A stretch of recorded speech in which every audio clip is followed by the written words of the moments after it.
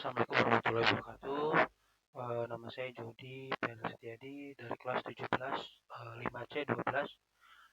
Di sini saya akan menjelaskan terkait metode penelitian kuantitatif dan kualitatif. Pertama, metode penelitian kuantitatif adalah penelitian yang berkaitan dengan angka-angka yang dianalisis dengan teknik statistik untuk menganalisa hasilnya. Yang kedua, metode penelitian kualitatif adalah sebuah metode untuk menjelaskan dan menganalisa fenomena, peristiwa, dinamika sosial, sikap kepercayaan, dan persepsi seseorang atau kelompok terhadap sesuatu. Lalu untuk perbedaan kuantitatif dan kualitatif bisa dilihat berdasarkan tujuan pengumpulan data dan desain penelitian. Yang pertama, berdasarkan tujuan untuk penelitian kuantitatif, menjelaskan hubungan antar variabel, menguji teori, melakukan generalisasi fenomena yang akan diteliti. Lalu untuk penelitian kualitatifnya, memperoleh pemahaman mendalam dan mengembangkan teori mendeskripsikan realitas dan kompleksitas yang diteliti. Dua, berdasarkan pengumpulan data, penelitian kualitatif dilakukan dengan menggunakan serangkaian instrumen penelitian berupa tes, kuesioner. Data yang terkumpul kemudian dikonversikan menggunakan kategori kriteria yang sudah diterapkan sebelumnya. Penelitian kualitatif diberi berfokus pada sesuatu yang tidak bisa diukur oleh hitam putih kebenaran, sehingga pada penelitian kualitatif peneliti mengorek data sedalam-dalamnya atas hal-hal tertentu.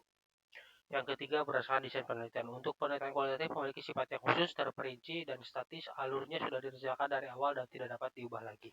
Lalu untuk penelitian kualitatif bersifat umum, fleksibel, dan dinamis, dapat berkembang selama proses penelitian berlangsung. Di sini saya juga sudah ngambil jurnal dari jurnal BSI, strategi bertahan hidup pelaku wisata Jogja saat pandemi COVID-19. Pandemi COVID-19 berdampak besar bagi industri pariwisata. Sebanyak 89% pekerja sektor pariwisata kehilangan pekerjaan. Hal ini menarik untuk diteliti untuk mengetahui komitmen berkelanjutan industri pariwisata di masa depan. Penelitian ini menggunakan metode kualitatif deskriptif pengambilan responden menggunakan random sampling, yaitu pelaku wisata Yogyakarta yang difokuskan pada pekerja hotel, biro perjalanan, dan pelaku UMKM dengan purposive sampling untuk informan dalam proses interview. Hasil penelitian, sebagian besar pelaku wisata mengalami penurunan pendapatan yang signifikan, yaitu 80 sampai bahkan 100%. Untuk bertahan hidup, para pelaku wisata memilih pekerjaan lain, yaitu berdagang, pekerja tidak tetap, petani, peternak, driver online, dan usaha jasa lainnya.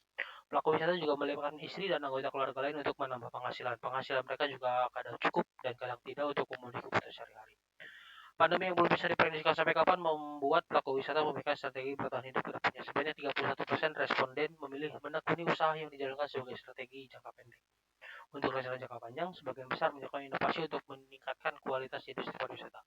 Hasil yang menarik dalam penelitian ini yaitu sebuah pelaku wisata di Jakarta tetap optimis pariwisata pulih dan tetap ingin bekerja di sektor pariwisata pasca pandemi COVID-19.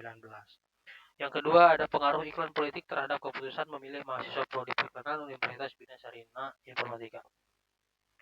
Iklan politik memiliki peran penting sebagai bentuk komunitas politik yang signifikan dengan kualitas jurnalistik yang menggambarkan situasi dan keadaan dengan tujuan memberikan fakta yang jelas tentang bagaimana partai atau kandidat mempresentasikan diri kepada masyarakat pemilih.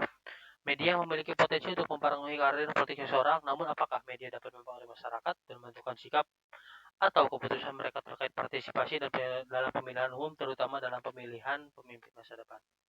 Ini menyoroti pentingnya partisipasi masyarakat dalam mengenali calon pemimpin masa depan. Tujuan dari penelitian ini adalah untuk mengevaluasi dampak iklan politik terhadap keputusan pemilihan mahasiswa program studi periklanan Universitas Bina Sarina Informatika. Penelitian ini menggunakan metode kuantitatif dengan menerapkan analisis korelasi produk momen dan pengolahan data kuantitatif menggunakan SPSS versi 20.0.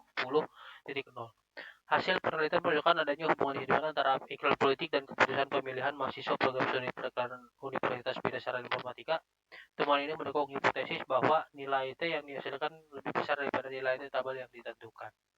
Mungkin dari saya sekian penjelasan terkait perbedaan metode kuantitatif dan kualitatif beserta contoh dari masing-masing metode. Sekian dan terima kasih. Wassalamualaikum warahmatullahi wabarakatuh.